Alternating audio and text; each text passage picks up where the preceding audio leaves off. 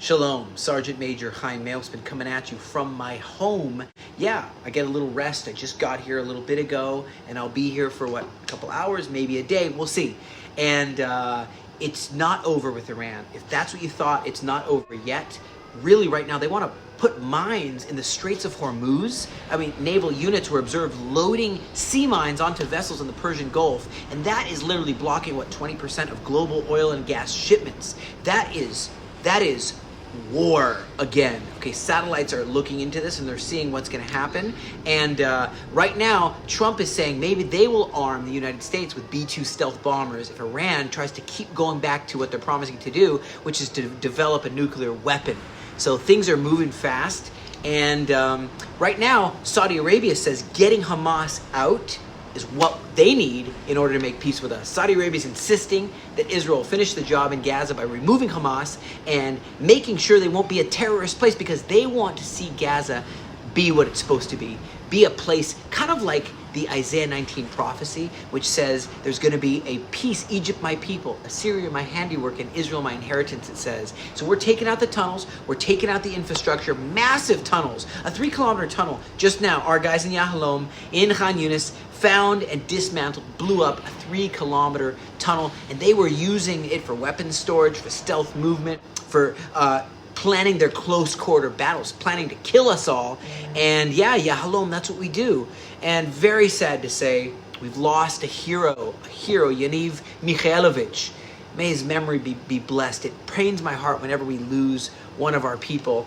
Let me tell you what, we've been destroying hundreds of targets, big bombs, tunnel shafts. We can't get to everything. It's going to take a long time to get to everything. But while we have, make hay while the sun shines.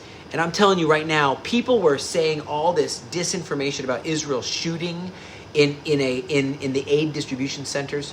Look what the Gaza Humanitarian Foundation chairman Johnny Moore says, right? Just now. He says he said United Nations is not condemning Hamas for killing 12 of their staff members. He says he's surprised that something so right, so simple as feeding people is controversial. How could feeding Gazans be controversial?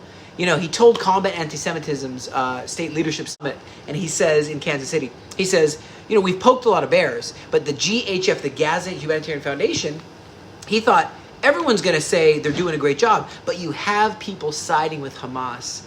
It's just unbelievable. And he said that the United Nations the United Nations sent a directive to all the United Nations agencies around the world and says, don't work with the Gaza Humanitarian Foundation. Don't work with them. And he said, actually, Hamas attacked and killed 12 of their workers, piled their bodies up in front of the Nasser hospital in Gaza, and refused to allow any of them to receive any medical treatment to save any lives. Nope.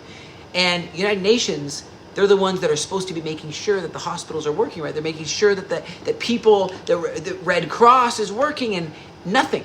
They said, don't work with GHF. It's so weird, the talking points that are getting pushed. And at the same time, we're still getting missiles from Yemen. The IDF noticed a launch on Tel Aviv, a hypersonic missile from Yemen, trying to intercept it. And we got to go back in the bomb shelters. How long will this continue? How much can we bear of this, guys? It's just crazy. And around the world, you see that choice. If people are saying, death to the IDF in England, or if they're saying, pro-Hamas things, and they don't want to see us protect and defend, take our shepherd staff as good shepherds and defend the innocent civilians, men, women, and children, rescue the hostages who've been pulled into terrorist tunnels, into cages of torture, and used as pawns for terrorists. If they don't like us doing that, guess what they're going to say when a police would come in your area and arrest a terrorist network or arrest someone who's planning to ram, and they rescue you. There's going to be a lot of people in your country, wherever you are, and they're going to say, no, the police shouldn't do that.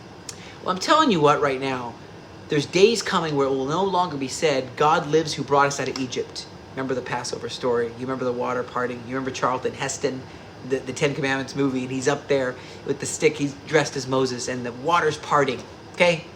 No longer what will be said, as the Lord lives that brought us up out of the land of Egypt. Jeremiah 16, verse 14 through 15 says, as the Lord lives that brought us out of the land of the north and all the lands where we've been driven, and bring us back to the land that he gave our forefathers.